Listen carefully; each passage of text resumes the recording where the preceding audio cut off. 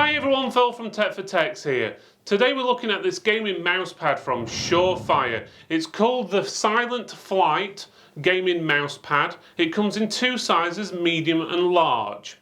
Today we're looking at the large version and it retails for roughly 15 to 16 UK pounds. And we've got links in the description just below.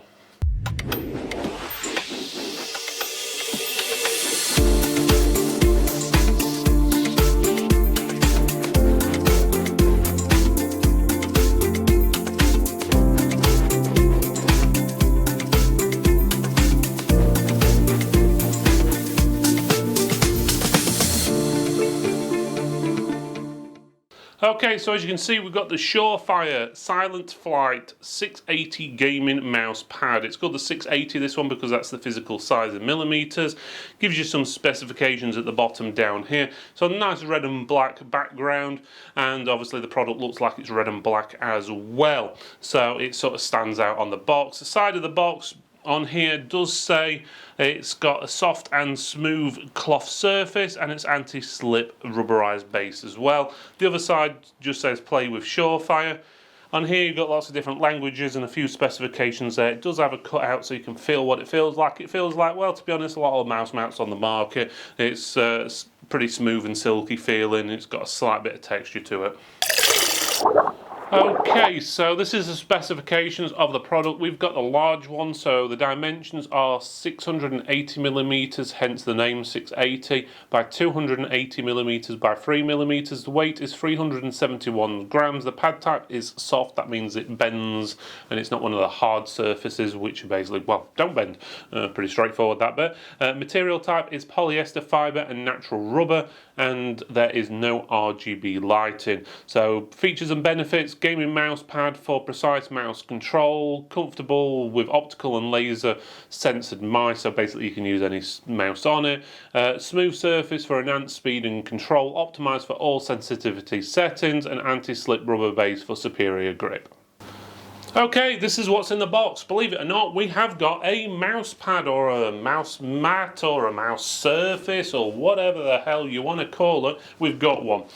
So there's nothing else in the box. This is it. Because it's not RGB or anything like this, you don't have to plug it into anything else. It's pretty straightforward. You put it on your table, you put your mouse on it, you can put a keyboard on it, and away you go. It's a nice smooth surface. It's very nice to touch. It's got like sort of a silky finish to it, and then you've got this nice stitching around the edge, which is quite thick.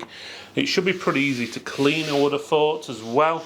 And then it's got this nice rubberized bottom on it as well, which is a bonus because that'll obviously allow it to stop slipping. I did say there was nothing else inside the box, but funnily enough, stuck to the bottom, there is actually a quick start guide. I didn't actually realise we'd needed a quick start guide to figure out how to use a mouse mat, but we've got one. So we've got that there. The writing is pretty small. It does tell you how to put it on the table, and it tells you it's anti-slip and everything. Basically, it's telling you everything on there, what's on the box anyway. Is this really needed?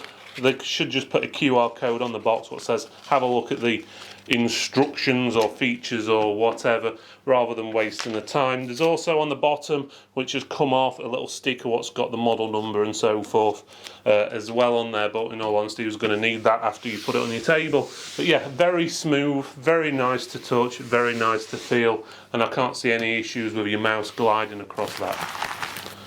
Okay, so as you can see, I've got the mouse on the mouse mat. Believe it or not, that's where your mouse goes. Normally you'd have a keyboard this side of it. We haven't got a SureFire keyboard at the moment, so I'm not going to put a different brand on there. Just to give you a rough idea though, with the mouse, when you are moving it, it does make a little whoosh noise, but nothing too noisy. Pretty much what you'd expect, in all honesty.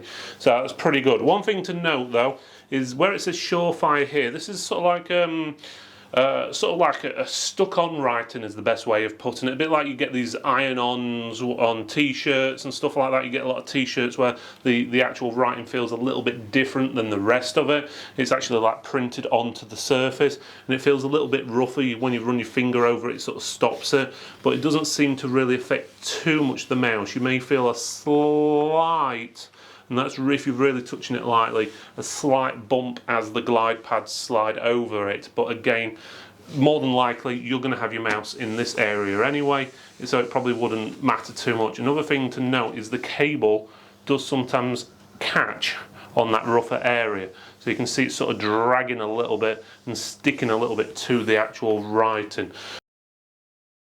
Okay, so I've basically been playing some games for a few hours. I've been playing Scum, which is sort of a survival first-person shooter game, as well as City Builder, City Skylines, just to see how the mouse pad is. And one thing I did notice on the mice what have got a braided cable, they do tend to snag on that writing at the top. And sometimes, obviously, if you do push your mouse a little bit too far, it does hit the writing, and it does you do feel it through the mouse, which can be a little bit annoying. It's a bit like when you've got something small underneath your mouse pad and it sort of causes it to like bump a little bit, and then obviously you probably have a few sensor issues on that as well, where it doesn't read as accurate as the actual mouse pad.